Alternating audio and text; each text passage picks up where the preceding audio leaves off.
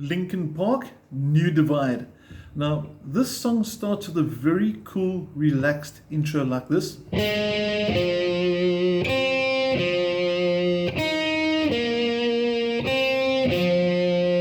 Which has got some nice vibrato techniques, which I'll demonstrate as we go into the study.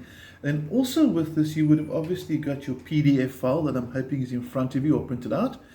And you also would have got an audio track as well, which I'm going to play along with. And the purpose of the audio track is to give you some bass and drums, to give you more of a sort of a real band experience. And I'm going to play through that intro I just demonstrated with the backtrack so you can hear more or less what it should sound like. And then we'll get into the study. Here we go.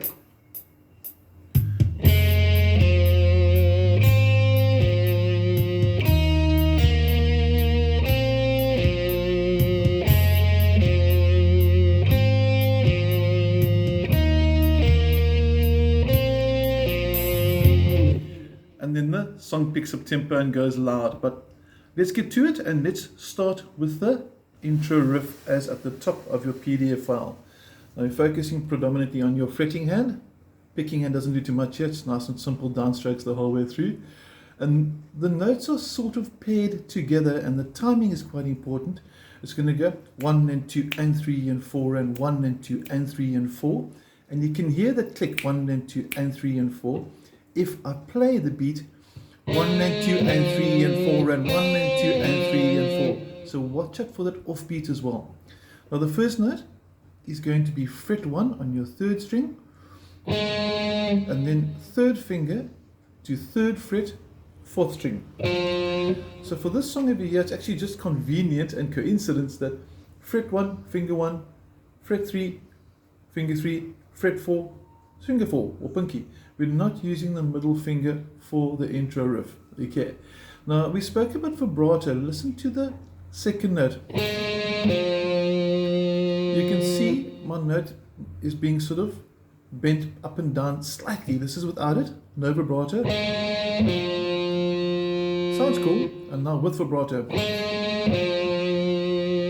it just adds a little bit extra. So it's a very small up and down movement, not sideways. That's the classical technique. It's not as pronounced for electric guitar.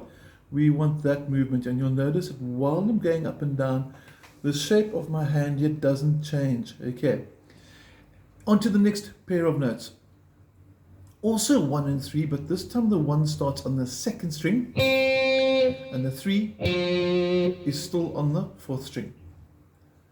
Put the two together, you get this. If you want to join me, 1, 2, 3, 4, and 1 and 2 and 3 and 4 and 1 and 2 and 3 and 4 and again, be generous with the vibrato as well. Don't hold back on it. It sounds cool. The next two notes, pinky kicks in. Please get your pinky working. It's normally our lazy finger. So if you can get your pinky smart, that's pretty cool.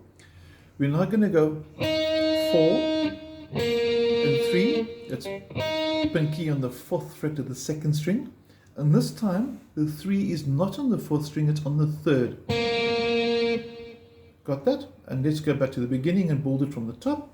1 and 2 and 3 and 4 and 1 and 2 and 3 and 4 and 1 and 2 and 3 and 4 and 1 and 2 and 3 and 4. And then the last pair is the same as the 2nd pair. Back to the... Okay, sorry about that right there. Now just on the picking techniques as well, we said we can do everything downstrokes the whole way through. Keep your thumb really close to your guitar because you can hear this overdrive.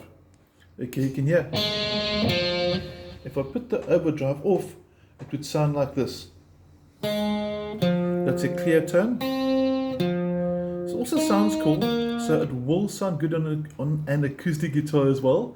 But obviously electric guitar with a little bit of overdrive is going to be first place. Now, because the overdrive is sensitive, just the slightest tap and everything vibrates. Check here, I'm just going to tap the guitar. You can hear that noise in the background.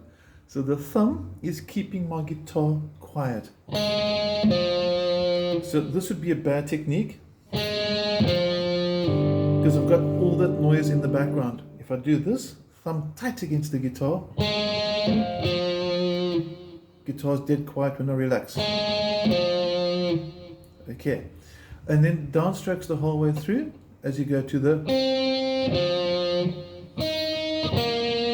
And then what I'm also doing over here, I'm just going to get a bit closer, is I'm actually holding on to strings 1 and 2 because I'm not playing them basically that often. And when I need the second string, I just lift him up.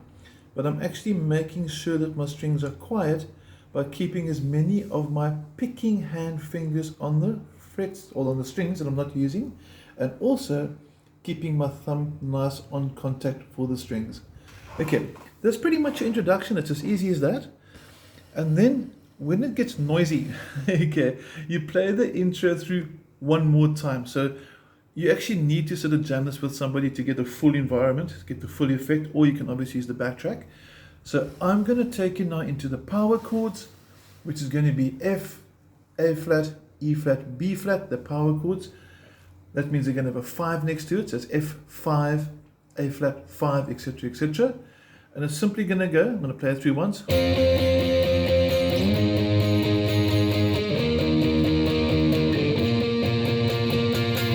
Now, if you're strong with power chords, you might see that some of these power chords aren't the normal way we're playing them.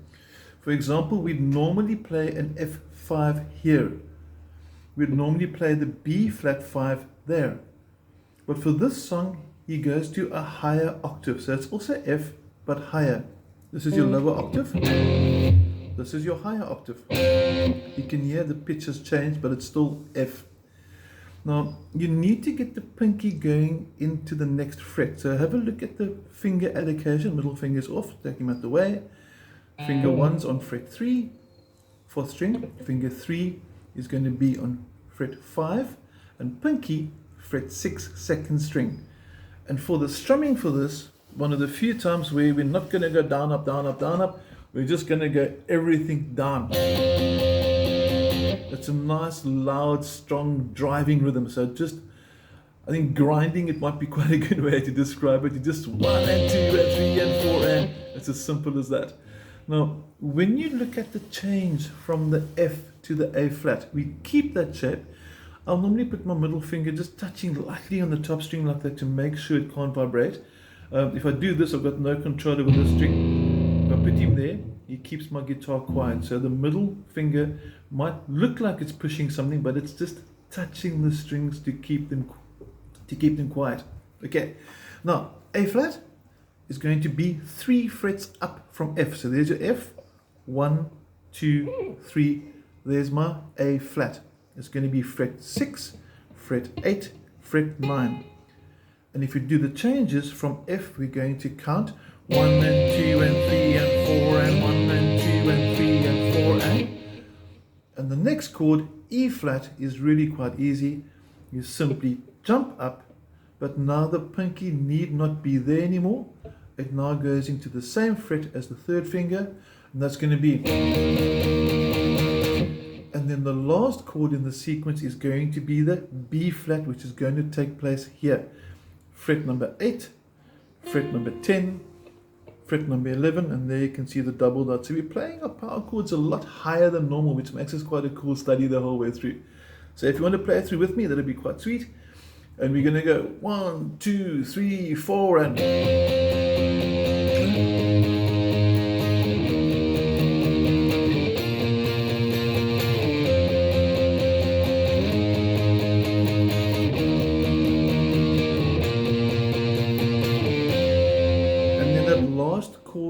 holds before he starts singing, and the other acoustic guitar fades in when he sings I Remember Black Skies. Now, just quickly, when I went from the A flat to the E flat, you'll notice I didn't use my pinky, or I didn't use my ring finger rather, sorry. I went from there, check this again. That's the way I like playing my E flat. My pinky is flat across both strings, but you don't have to do it like that. Lots of guitarists do it like this as 1 and 3, and a lot also do 1, 3, and 4. So for that E flat shape, you can do it with the pinky, with the ring finger, or with both. All 3 quite acceptable. Okay, now we're going to break this song into several studies because a lot's going to happen through it the whole way through. So we're going to say goodbye now for this. Your mission for the first video is to get your intro with nice vibrato, to get that playing through, and to also get your power chords, not bar chords, and then sounding like this. 1, 2, 3, 4, and